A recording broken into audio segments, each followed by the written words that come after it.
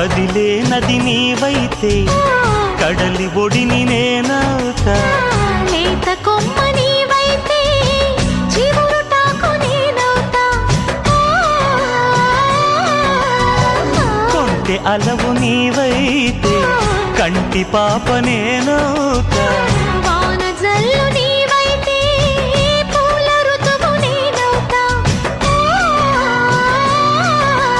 మోగుతోంది సన్నాయి ముద్దు ముద్దుగా, విచ్చుకుంది పున్నాగ వెచ్చవెచ్చగా.